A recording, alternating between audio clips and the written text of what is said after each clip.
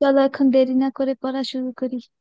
পড়বো হচ্ছে the snows of Kilimanjaro. এটা লিখছে হচ্ছে আর্নেস্ট হেমিংওয়ে। তোমরা কি সবাই স্ক্রিন দেখতে পাচ্ছো? জি আপু। জি। এটা হ্যাঁ আপু। লিখছে হচ্ছে আর্নেস্ট হেমিংওয়ে লিখছে। এটা হচ্ছে একটা ছোট গল্প। এই গল্পের মধ্যে আমি প্রথমে ছোট করে তোমাদের বলে দেই যে এখানে একজন রাইটারের কথা বলা হবে। একজন রাইটার আফ্রিকাতে ঘুরতে যায়, মানে শিকার করতে যায়।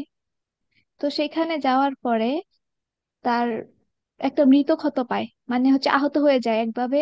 এমন ভাবে আহত হয় যে সে এখন মারা যাবে, অবস্থা খুবই খারাপ। তো যখন মানুষ মারা যায় অনেকদিন ধরে সে বিছানায় পড়ে আছে, এমন একটা অবস্থা। তো এই বিছানায় থেকে সে চিন্তা করতেছিল যে আমি আমার জীবনে কি কি করেছি, কি কি করিনি, কি কি সফলতা পেয়েছি, কি কি ব্যর্থতা পেয়েছি। তো মৃত্যুর আগে যে তার একটা ফ্ল্যাশব্যাক, তার একদম সম্পূর্ণ জীবনের একটা ফ্ল্যাশব্যাক এই গল্পের মধ্যে বলা হবে। যে সে জীবনে কি কি সফলতা পেয়েছে, কি কি ব্যর্থতা পেয়েছে, কখন সে সবচেয়ে বেশি হ্যাপি ছিল, কখন সে স্যাড ছিল, এই সবকিছু এখানে বলবে। এটা হচ্ছে এই গল্পের এটা কি মূল। অটোবায়োগ্রাফি টাইপের? অটোবায়োগ্রাফি না, এটা হচ্ছে অটোবায়োগ্রাফি বলা যায় না, ছোট গল্প এটা। মানে তার জীবনের ভুলগুলো সে মনে করবে এখানে, এবং ভাববে যদি আমি এটা না করে অন্যটা করতাম তাহলে কেমন হতো। আমি তো অনেক কিছু করব করব ভেবেছিলাম কিন্তু করিনি। সেই জিনিসগুলো নিয়ে সে চিন্তা করে, অনুশোচনা বোধ করে এখানে। চলো প্রথমে সামারিটা দেখি। The main character in the snows of Kilimanjaro is a man named Harry.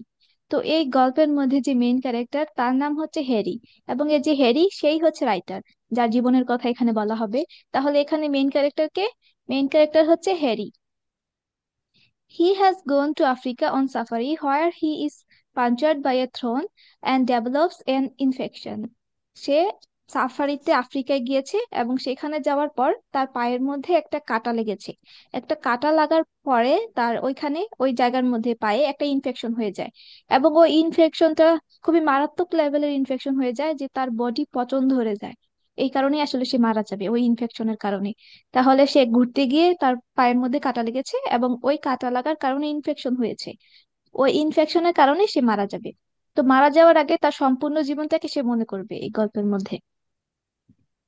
The infection progresses rapidly and he advances towards a slow death. এই সংক্রমণটি অথবা ইনফেকশনটি দ্রুত অগ্রসর হয় এবং এই মাজেদ সরকার, তুমি মিউট করো না কেন? হোসেন আলী মানিক, মাজেদ সরকার, তোমরা সবাই মিউট করো, তোমাদের কথা শোনা যাচ্ছে।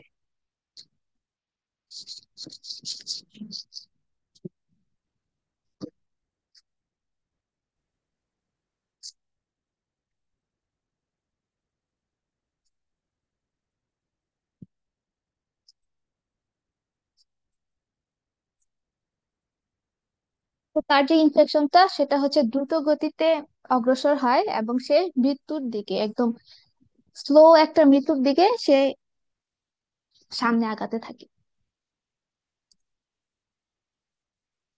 দিস রিয়ালাইজে দ্য ইনফেকশন, হ্যাঁ, this realisation gives him time for introspection about his life, work, and the people closest to him. Perhaps his sickness creates a hallucination as a well. তো তার যে এই রিয়েলাইজেশন যে এখন আমি মারা যাব, এখন আমাকে সুস্থ করার মতো কেউ নেই, বা ওইখানে যেহেতু সাফারিতে গিয়েছিল আফ্রিকাতে, সেখানে কিন্তু ট্রিটমেন্টের ব্যবস্থা ছিল না, বা আশেপাশে তেমন কোনো হসপিটাল ছিল না যেখানে তাকে ট্রিট করা যাবে। তো এই কারণে সে একটা রিয়েলাইজ করতে পেরেছিল তখন যে এখন আমি মারা যাব। তো এই যে রিয়েলাইজেশন, এই রিয়েলাইজেশনটা তাকে একটা সময় দেয় যাতে সে এখন নিজের জীবনের কথা, নিজের কাজের কথা, নিজের কেরিয়ারের কথা চিন্তা করতে পারে, এবং তার কাছের একদম ক্লোজ যে মানুষগুলো ছিল তাদের কথাও যাতে সে চিন্তা করতে পারে। এখানে দেখো বলা হচ্ছে this realization gives him time for introspection. Introspection মানে হচ্ছে আত্মদর্শন, মানে নিজের সমগ্র জীবনের কথা ভাবার একটা সময় তাকে দিয়েছে। কারণ ওই যে ইনফেকশনটা সেটা ধীরে ধীরে আস্তে আস্তে গ্রো হচ্ছিল এবং তার শরীরটা পচে যাচ্ছিল। তো যেহেতু এটা ধীরে ধীরে হচ্ছিল, এই কারণে সে সময় পেয়েছিল এত কিছু চিন্তা ভাবনা করার। Perhaps his sickness creates hallucinations as well. এখানে hallucination বলতে হচ্ছে কল্পনা। বিভিন্ন ধরনের কল্পনা যেটা হচ্ছে বাস্তবে নেই, বাট আমাদের চোখে অনেক সময় আমরা মেন্টালি ডিস্টার্ব থাকলে দেখি, ওইটা হচ্ছে আসলে সবই কাল্পনিক চিন্তা ভাবনা। তো তার কাছে মনে হচ্ছিল তার চোখের সামনে এসে সবটা দৃশ্য, তার একদম সবটা জীবন সে ওখানে দেখতে পাচ্ছিল। Though he is a writer, he has been reluctant to write, and it seems that he believes some of the finer things he has seen and realized in his life will remain uncaptured and unwritten. যদিও সে একজন লেখক ছিল, তবুও সে কিন্তু লিখতে অনিচ্ছা বোধ করতেছিল, অথবা তিনি লিখতে অনুচ্ছুক ছিলেন। রিলাক্ট্যান্ট বলতে হচ্ছে অনিচ্ছুক অথবা অনিচ্ছা। তাহলে লিখার প্রতি তার কোনো ইচ্ছা ছিল না, যদিও সে রাইটার ছিল। এখন তার মনে হচ্ছে, বা এখন সে এটা বিশ্বাস করতেছে, যে জীবনে আমি অনেক কিছু দেখেছি, অনেক সুন্দর সুন্দর জিনিস দেখেছি, যেটা আমার লিখা দরকার ছিল, লিখে আমার উপলব্ধি করা দরকার ছিল, সেটা ক্যাপচার করে রাখার দরকার ছিল। কিন্তু যেহেতু সেটা আমি লিখিনি, এই কারণে ওই সুন্দর জিনিসগুলো এখন আনক্যাপচার থেকে যাবে, আনরিটেন থেকে যাবে, অলিখিত থাকবে সেটা, এবং অবন্দি থাকবে। লেখার মাধ্যমে সে যদি চাইতো তাহলে তো এটা বন্দি করে রাখতো, মানুষ সেটা পড়ে পড়তে পারতো। এই সবকিছু সে জানার পরও সে এটা লিখেনি। Harry expresses some of the regret while thinking about the women he loves now, Helen. তো এখন হ্যারি যে মহিলাকে ভালোবাসে বা তার ওয়াইফ, তার নাম হচ্ছে হেলেন। তো এই গল্পের মেইন দুইটা ক্যারেক্টার হচ্ছে হ্যারি, আরেকজন হচ্ছে হেলেন। এখানে মেইন ক্যারেক্টার হচ্ছে হ্যারি, সে হচ্ছে পুরুষ অথবা একজন রাইটার, এবং তার যে ওয়াইফ সে হচ্ছে হেলেন। এই গল্পের মধ্যে হেলেনেরও বিরাট বড় একটা ভূমিকা আছে, ওইটা হচ্ছে হ্যারির জীবনে ভূমিকাটা আসলে মূলত, যে হ্যারিকে কিভাবে হেলেন নষ্ট করেছে। তো এখন সে চিন্তা করতেছে যে আমার জীবনে কিছু অনুশোচনা আছে, বা রিগ্রেট ফিল করতেছে, এবং সেই মহিলার কথা ভাবতেছে যাকে সে এখন ভালোবাসে, মানে বর্তমানে ভালোবাসে। এই যে হ্যারি, সে কিন্তু তার জীবনে অনেক মহিলাদের ভালোবেসেছে, মানে তার অনেকগুলো গার্লফ্রেন্ড ছিল। এখন লাস্ট যে গার্লফ্রেন্ড তার নাম হচ্ছে হেলেন, তো এখন শুধুমাত্র সে হেলেনের কথা চিন্তা ভাবতেছে। তারপর হচ্ছে আবার অন্যান্য মহিলাদের কথাও চিন্তা ভাবনা করতেছে, যে মহিলাদের সে আগে ভালোবেসেছে। And the other women that he has loved in his life, মানে সকল যাদের যাদের ভালোবাস আমি কথা বলতে পারতেছি না কেন, যাদের যাদের ভালোবাসছে সবার কথাই সে এখন চিন্তা ভাবনা করতেছে। He remember the good times with them all and the quarrels, এবং সে চিন্তা করতেছে যে তাদের সাথে আমি কত ভালো সময় কাটিয়েছি, এবং তাদের সাথে কত ঝগড়া করেছি। এই যে হ্যারি, তার কিন্তু ক্যারেক্টারটা তত বেশি ভালো ছিল না। এটা ছিল রাফ একটা ক্যারেক্টার, রুক্ষ একটা ক্যারেক্টার, মানে মানুষের সাথে সে ভালো বিহেভ করতেই পারে না, একটু সুইটনেস দেখাবে। এতগুলো যে তার গার্লফ্রেন্ড ছিল তাদের সাথে একটু ভালো করে কথা বলবে, একটু সুইট থাকবে, এমন কিছু সে করেনি। সবার সাথে সে শুধুমাত্র ঝগড়াই করেছে। মানে কিছু কিছু লোক থাকে না, যে ভালোবাসা প্রকাশ করতে পারে না এবং সবকিছুতে খিটমিটে মেজাজ নিয়ে থাকে, সুন্দরভাবে কথা বলতে পারে না। তো তেমনটা ছিল হচ্ছে হ্যারি। তো হ্যারি এখন ভাবতেছে যে যখন আমি সবচেয়ে বেশি হ্যাপি ছিলাম, সুন্দর সুন্দর জায়গায় ঘুরতে গিয়েছিলাম আমার গার্লফ্রেন্ডদের সাথে, তখন কেন আমি তাদের সাথে ভালো বিহেভ করিনি? এবং এই সুন্দর সুন্দর জায়গার মধ্যে যখন আমি হ্যাপিয়েস্ট ছিলাম, তখন কেন শুধুমাত্র আমি ঝগড়াই করেছি? এখন সে এই কথাটা চিন্তা করতেছে, যে তখন কেন শুধুমাত্র আমি ঝগড়া করেছিলাম। They always pick the finest places to have the quarrels, এবং তারা এই ঝগড়া করার জন্য সবচেয়ে সুন্দর সুন্দর জায়গাগুলোকে বেছে নিয়েছিল। মানে সুন্দর সুন্দর জায়গা তারা ডেটে যাইতো এবং সেখানে গিয়ে শুধুমাত্র ঝগড়া করতো। And why had they always quarrelled when he was feeling best, এবং যখন তার সবচেয়ে বেস্ট ফিল হচ্ছিল, সবচেয়ে ভালো মনে হচ্ছিল, তখনই কেন তারা ঝগড়া করতেছিল? He had never written any of that because at first he never wanted to hurt anyone, and then it seemed as though there was enough to write without it. তো প্রথমে সে এটা কখনো লিখেনি, বা ওই তার গার্লফ্রেন্ডদের নিয়ে, তাদের সাথে ঝগড়া করে নিয়ে কখনো লেখালেখি করেনি, কারণ প্রথমে সে ভাবছিল যে এটা যদি আমি লিখি তাহলে হয়তো আমার গার্লফ্রেন্ড কষ্ট পাবে। এটা ভেবে সে প্রথমে লিখেনি, কারণ সে কাউকে কষ্ট দিতে চায় না। তারপর সে এটাও ভেবেছিল যে আমার তো এগুলা ছাড়া লেখার মতো অনেক কিছুই আছে, যেহেতু সে অনেক ভ্রমণ করেছিল। এই কারণে তার কাছে মনে হচ্ছিল যে আমার কাছে লেখার মতো অনেক কিছুই আছে। সবসময় তার এটা ফিল হতো যে লেখার মতো অনেক কিছু আছে, কিন্তু সে লিখেনি।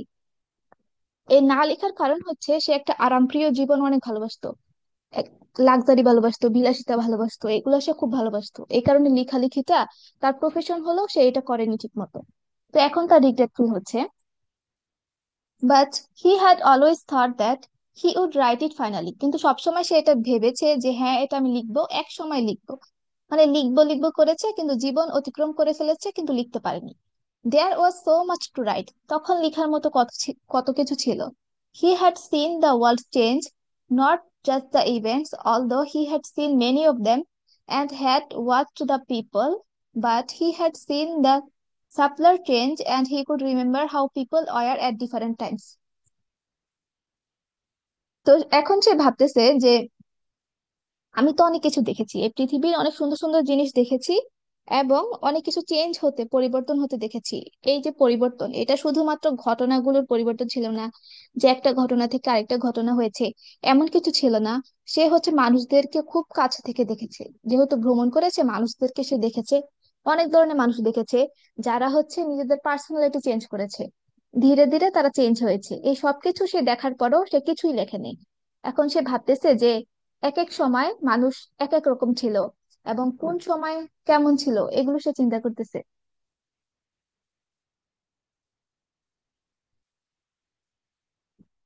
He had been in it and he had watched it and it was his duty to write of it, but he never would. তাহলে যেহেতু সে এটা দেখেছে, এটার এত কাছে ছিল, এত পরিবর্তন সে দেখেছে, এই কারণে কিন্তু এটা তার দায়িত্ব ছিল এটা লিখা এবং লিখিতবদ্ধ করে রাখা, এইসব ঘটনাগুলো, মানুষের পরিবর্তনগুলো, এসব কিছু লেখা তার দায়িত্ব ছিল। কিন্তু সে কখনো লিখেনি। এখন সে কখনো এটা আর লিখতেও পারবে না, মানে তার সময়টা এখন ফুরিয়ে গিয়েছে। এখন যদিও তার রিগ্রেট ফিল হচ্ছে, বাট এখন কিছু করার নেই, বাট কারণ এখন আর লেখা যাবে না। নাও হি নেভার উড, এই নেভার উড মানে হচ্ছে এখন ভবিষ্যতে তার লিখার এই সময়টা, সুযোগটা আর নেই। Harry had a friend named Williamson, এবং হ্যারির একজন ফ্রেন্ড ছিল যার নাম ছিল হচ্ছে Williamson, who accidentally shoot himself in the leg while on the hunting expedition.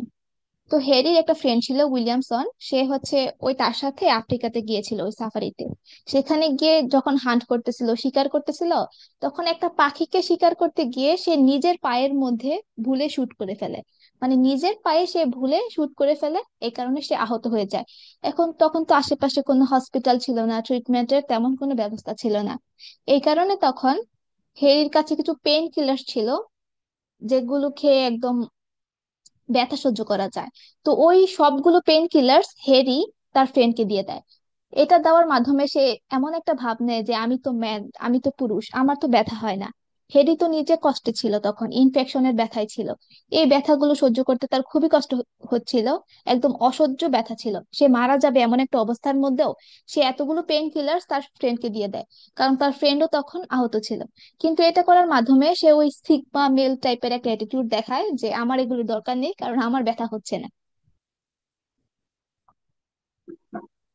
Harry argues with Helen, attempting to blame her for several of his acute shortcomings, which include living decadently and drifting away from genuine people. তো Harry এইসব চিন্তা ভাবনা যখন করতেছে, তখন তো তার পাশে তার ওয়াইফ ছিল। আফ্রিকাতে তো সে একা যায়নি, তার ওয়াইফও তার সাথে গিয়েছিল সেখানে শিকার করতে, ঘুরতে। তো তখন এসব চিন্তা ভাবনা করার সময় হ্যারি তার ওয়াইফ হেলেনকে বারবার ব্লেম করতেছিল, তাকে দোষারোপ করতেছিল, বলতেছিল যে আমার জীবনে যত শর্টকামিংস, যত ভুল, সবকিছু তোমার কারণেই, এবং তোমার কারণে আমি এই ডিকাডেন্টলি লিভ করেছি। এই ডিকাডেন্টলি লিভ বলতে হচ্ছে পতনশীলতার দিকে চলে এসেছি, অথবা পতনশীল হয়ে আমি এখানে বসবাস করেছি। এবং যারা জেনুইন পিপল ছিল, প্রকৃত লোক যারা ছিল, তাদের থেকে আমি দূরে চলে এসেছি। আচ্ছা, মানুষ বা যে কোনো একজন রাইটার যদি ভালো মানুষদের কাছে থাকে, প্রকৃত মানুষদের কাছে থাকে, তখন কিন্তু লেখার মতো অনেক কিছুই পায়, অনেক ইন্সপিরেশন পায়। কিন্তু যেহেতু হ্যারির ওয়াইফ হেলেন সে অনেক বেশি বড় লোক ছিল, তার অনেক টাকা পয়সা ছিল, এত বেশি টাকা পয়সা থাকার কারণে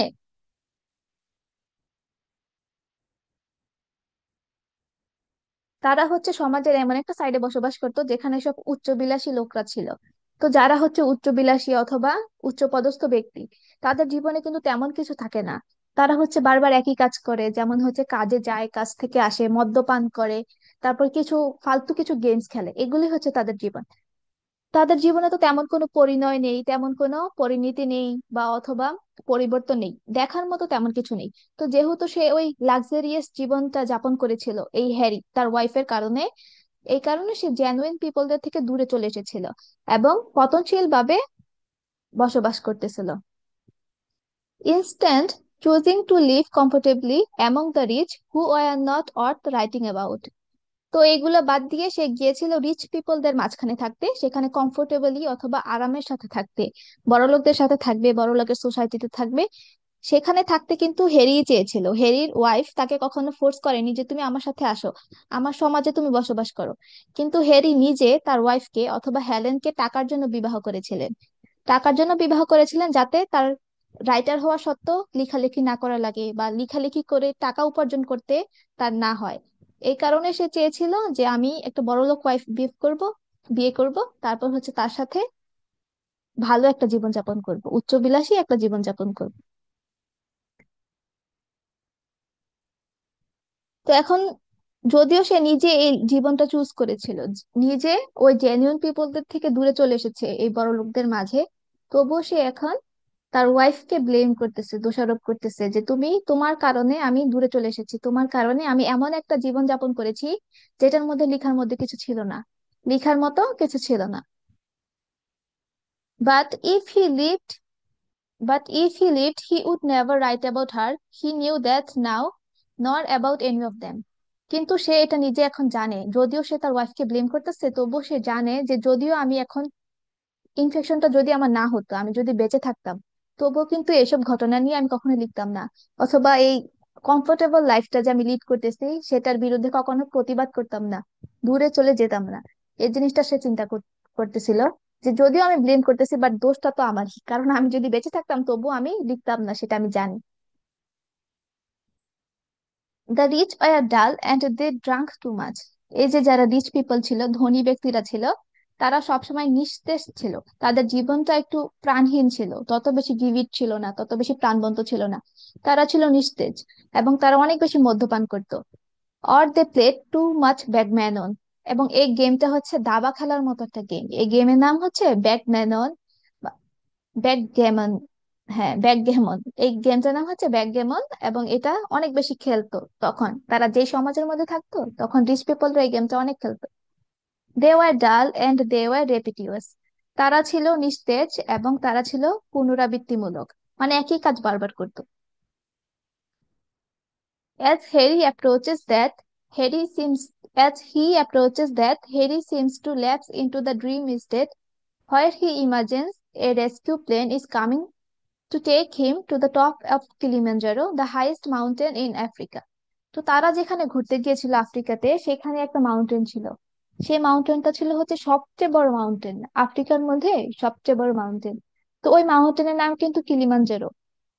তো হ্যারি যখন মৃত্যুর খুব কাছাকাছি চলে এসেছে, তখন সে নিজের মধ্যে একটা হেলুসিনেশন দেখে, একটা স্বপ্ন দেখে। সেই স্বপ্নের মধ্যে সে কল্পনা করে যে তখন একটা রেস্কিউ প্লেন আসছে হ্যারিকে বাঁচানোর জন্য, মানে এই প্লেনে করে হ্যারিকে নিয়ে যাওয়া হবে ট্রিটমেন্টের জন্য। এটা সে নিজে নিজে কল্পনা করতেছে,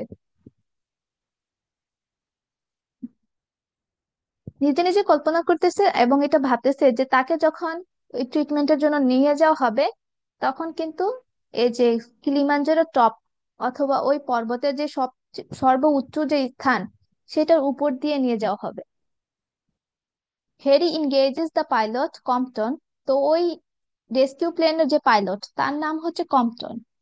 তো হ্যারি তখন এই কম্পটনের সাথে কথাবার্তা শুরু করে, মজা করা শুরু করে, in some playful banter and boards the plane. তো এই কম্পটনের সাথে হ্যারি তখন মজা করতেছিল, কথাবার্তা বলতেছিল, এবং প্লেনের মধ্যে ছিল। As they head towards its western summit, called the Masai Nagaji Nai, the house of the god, he sees a legendary leopard. Harry realizes that the plane taking him to the mountain means his death. Just then, the hyena stopped whimpering in the night and started to make a strange human, almost crying sound. তো এখানে অনেক ঘটনা বলা হচ্ছে, এগুলো কিন্তু সবই তার কল্পনা। এই কল্পনার মধ্যে সে বলতেছে যে একটা রেস্কিউ প্লেন আসবে এবং তাকে নিয়ে যাবে, এবং সেটা নিয়ে যাবে হচ্ছে কিলিমাঞ্জারোর একদম চূড়ায়, একদম সবচেয়ে সর্বোচ্চ স্থানে তাকে নিয়ে যাবে। তারপর সে বলতেছে যে যখন আমরা ওয়েস্টার্ন সামিটের দিকে যাব। ওয়েস্টার্ন সামিট কি বলো দেখি?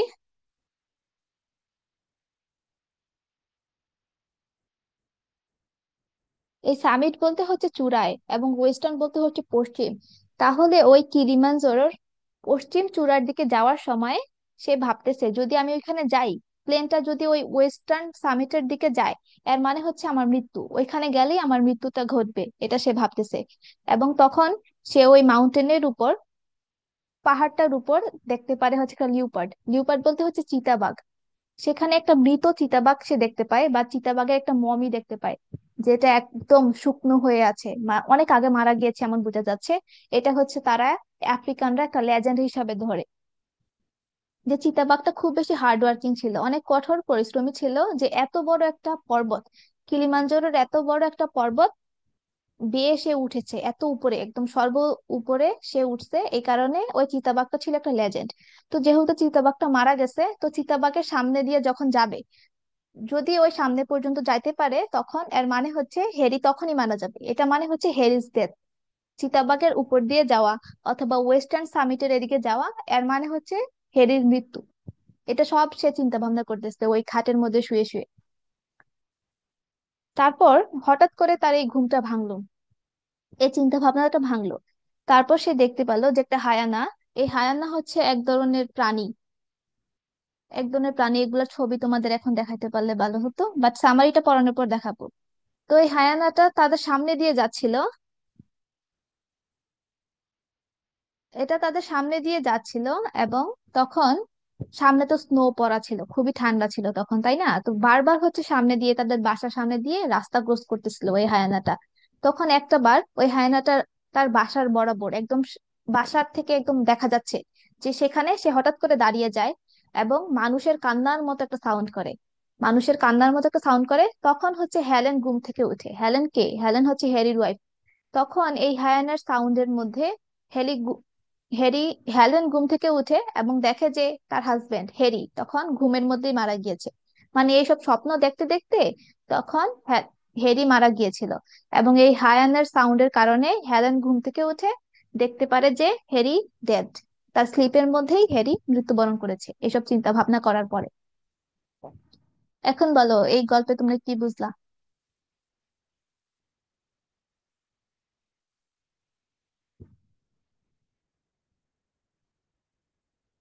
বলো দেখি কি বুঝছো।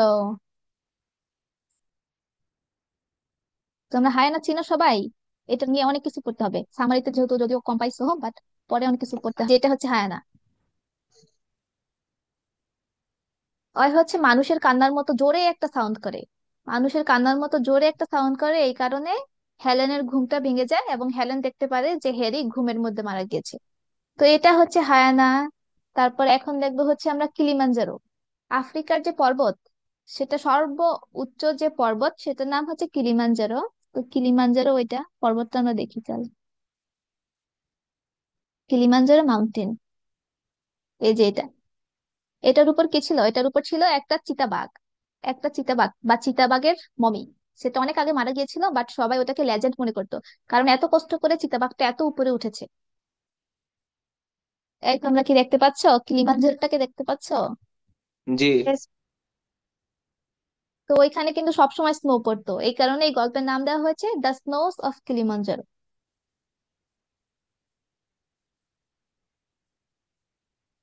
এখন বলো দেখি, হ্যারির ওয়াইফের নাম কি ছিল? হেলেন। হেলেন। হেলেন কি গরিব ছিল হেলেন। নাকি বড়লোক ছিল? বড় রিস্কিট। করে বেটি ছিল। বড়লোক ছিল। আর হ্যারির ক্যারেক্টারটা কেমন ছিল?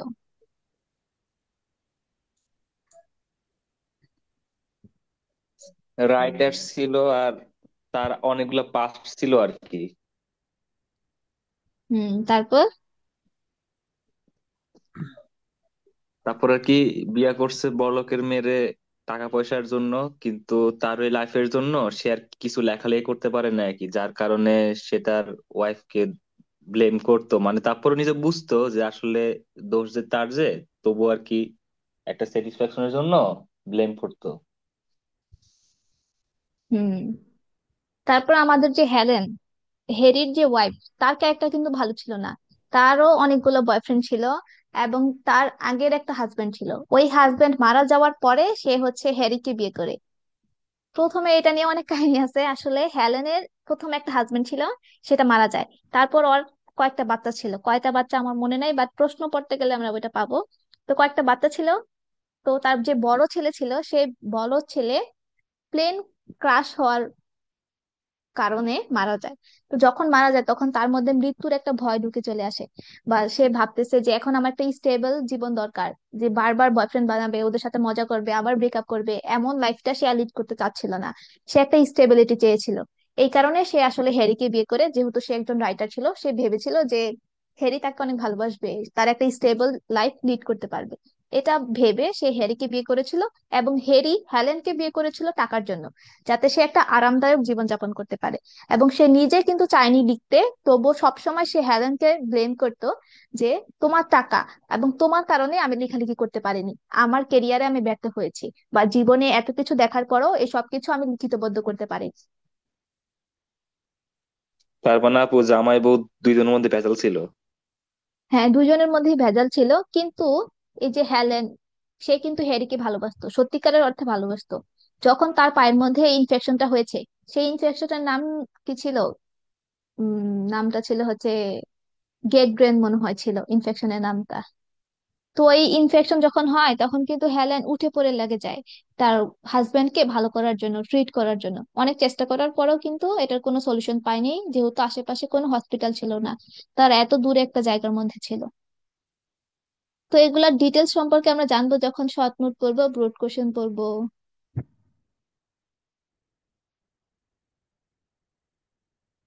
আচ্ছা, এটা সামারিটা কি আবার বলে দিব, ক্লাস কারা মিস করেছো? সামারি হচ্ছে, এটা হচ্ছে একটা রাইটারের স্টোরি। সেই রাইটার হচ্ছে একটা অলস রাইটার ছিল, যার লেখার ট্যালেন্ট ছিল কিন্তু সে লিখতে চায়নি, কারণ সে টাকাকে ভালোবাসতো, লাক্সারিকে ভালোবাসতো, বিলাসিতা ভালোবাসতো। এই কারণে সে একটা বড় লোকের বেটিকে বিয়ে করছে, যাতে সে হাই ক্লাস সোসাইটিতে যেতে পারে, ধনীদের মাঝখানে বসবাস করতে পারে। তো এটাই হয়েছে, সে ওই মেয়ের সাথে গিয়ে ধনী সমাজের মধ্যে থাকছে। এই কারণে হচ্ছে জেনুইন পিপলদের থেকে সে দূরে চলে গিয়েছিল। প্রকৃত মানুষদের থেকে দূরে চলে যাওয়ার কারণে সে লেখালেখি করার তেমন একটা ইন্সপিরেশন পায়নি। কিন্তু এর আগে, হেলেনকে বিয়ে করার আগে সে কিন্তু অনেক কিছু দেখেছিল জীবনের মধ্যে, অনেক পরিবর্তন, অনেক ঘটনা দেখেছিল, যেটা লেখা তার দায়িত্ব ছিল। তবুও সে ভাবছে যে না, আমি কোনোদিন লিখবো লিখবো, আবার ভাবছে যে না, লিখবো না।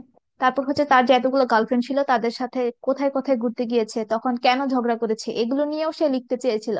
কিন্তু পরে আবার ভাবছে যে না, আমি কাউকে কষ্ট দিতে চাই না, এই কারণে লিখবো না। তারপর আবার ভাবছে যে না, এটা ছাড়াও তো লেখার মতো কত কিছু আছে, আমি সেটা লিখবো। আসলে সে কিছুই লিখে নাই, শুধুমাত্র চিন্তা ভাবনা করেই তার জীবনটা শেষ হয়ে গেছে। তো যখন ওই ইনফেকশনটা হয় তখন ধীরে ধীরে তার হচ্ছে যে বডি, সে বডিটা হচ্ছে পচে যাচ্ছিল। তো যখন আস্তে আস্তে এটা পচে যাচ্ছে, এখন সে মারা যাবে, তখন একটা সময়ে সে এগুলো চিন্তা ভাবনা করতেছিল যে এটা করা উচিত ছিল, ওইটা করা উচিত ছিল। এবং এই সবকিছু ক্ষোভ, এই সবকিছু রাগ সে বারবার হেলেনের উপর ঝাড়তেছিল, ওকে বকাঝকা করতেছিল। এবং শেষে যখন ঘুমের মধ্যে এইসব চিন্তা ভাবনা করার পরে যখন সে মারা যায়, তখন একটা হায়ানা আসে, এবং হায়ানা মানুষের কান্নার মতো জোরে একটা বিকট আওয়াজ করে। ওই বিকট আওয়াজটা শুনে হেলেনের ঘুম ভাঙে। তারপর হেলেন ঘুম থেকে উঠে দেখে যে হ্যারি তার ঘুমের মধ্যেই মারা গিয়েছে। তো এটা হচ্ছে সামারি। তো হ্যারির মধ্যে যে ইয়েটা ছিল, ইনফেকশনটা হয়েছিল, সেই ইনফেকশনের নাম ছিল, এই যে দেখো, গ্যাংগ্রিন। ওটা ছিল হচ্ছে একটা মারাত্মক ইনফেকশন, যেটা হলে মানুষ মারা যাবেই, কিন্তু ট্রিটমেন্ট যদি পাইতো তাহলে সে বাঁচতো। তো ওই যে ইয়েটা ছিল, ইনফেকশনটা, সেটা নাম কি ছিল? গ্যাংগ্রিন ছিল। এবং তার যে শরীরটা পচে যাচ্ছিল, পচে গিয়ে সেটা হচ্ছে গ্রিনিশ ব্ল্যাক হচ্ছিল, সবুজে কালচে হচ্ছিল, বা কালচে সবুজ হচ্ছিল। তার যে বডি সেটা হচ্ছে কালচে সবুজ হচ্ছিল।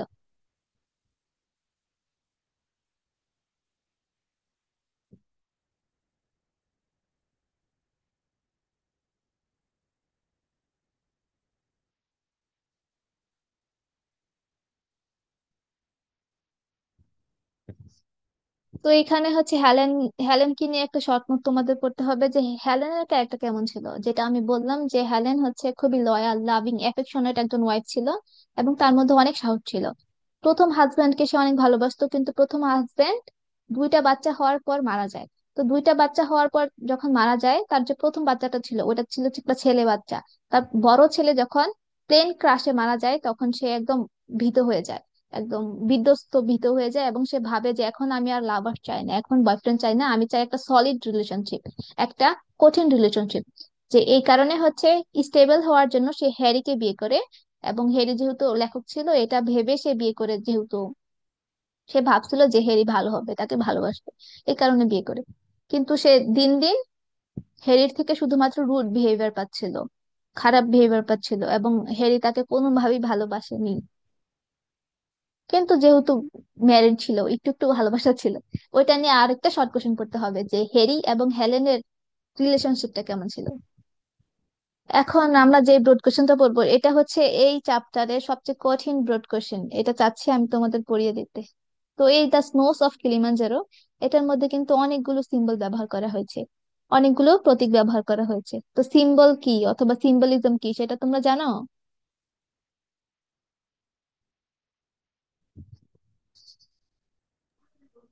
মানে রূপক অর্থে তো যেটা ব্যবহার করে, মানে একটা বুঝাইতে আরেকটা ওয়ার্ড যেটা ব্যবহার করে।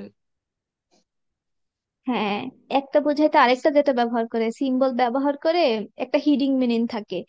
মানে একটা সিম্বলের দুইটা মিনিং থাকবে, একটা হচ্ছে লিটারাল মিনিং, একটা হচ্ছে আক্ষরিক অর্থ, আরেকটা হচ্ছে অন্তর্নিহিত অর্থ বা যেই অর্থটা লুকিয়ে থাকবে, এটাকে বলা হবে হচ্ছে হিডেন মিনিং। তো এই গল্পের মধ্যে অনেকগুলো সিম্বল ব্যবহার করা হয়েছে যাতে এই গল্পের যে অর্থ সেটাকে আরো বেশি গভীর করে তোলা যায়, আরো বেশি ডিপ মিনিং এখানে অ্যাড করা যায়। এই উদ্দেশ্যে রাইটার আর্নেস্ট হেমিংওয়ে এখানে অনেকগুলো সিম্বল ব্যবহার করেছেন। তো এই সিম্বলের উপর আমাদের বলেছে এখানে মন্তব্য করতে অথবা এই সিম্বলস গুলোকে ডিসকাস করতে। যখনই আমাদের বলবে যে এখানে কি কি সিম্বল ব্যবহার করা হয়েছে সেটা ডিসকাস করো, তখন কিন্তু সবার আগে সিম্বলিজমের যে ডেফিনেশন সেটা লিখতে হবে।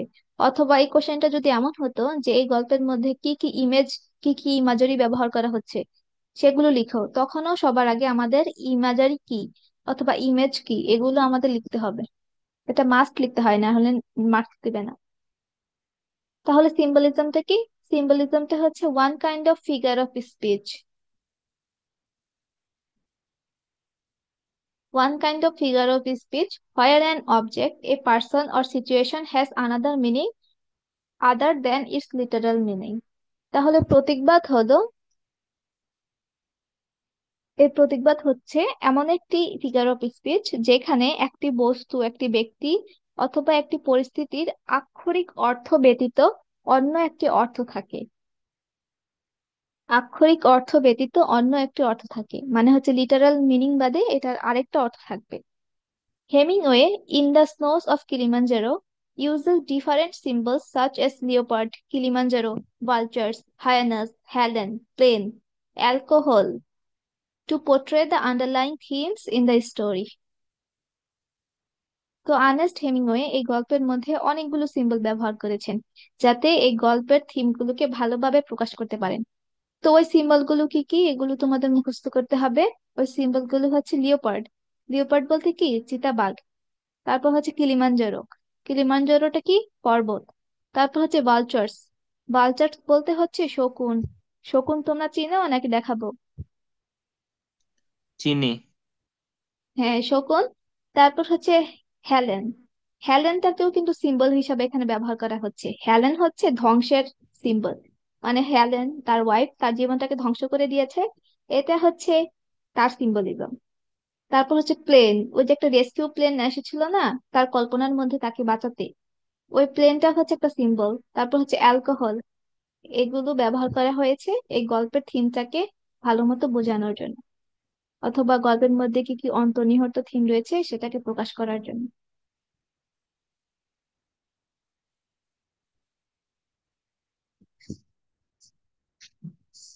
The summit of Kilimanjaro is an obvious symbol of heaven. তাহলে এখানে প্রথম যে সিম্বল সেটা হচ্ছে সামিট অফ কিলিমাঞ্জারো অথবা কিলিমাঞ্জারোর যে সিম্বল, কিলিমাঞ্জারোর যে প্রতীক সেটা। তো সামিট বলতে হচ্ছে চূড়ায়, কিলিমাঞ্জারোর চূড়ায় যে সিম্বলটি ব্যবহার করা হয়েছে সেটা হচ্ছে অবশ্যই হ্যাভেনের সিম্বল, অথবা স্পষ্টত সেটা হচ্ছে স্বর্গের সিম্বল। তাহলে এখানে যে Kilimanjaro, summit of Kilimanjaro, Kilimanjaro যে চূড়া, সেটা কিসের সিম্বল? হ্যাভেনের অথবা স্বর্গের।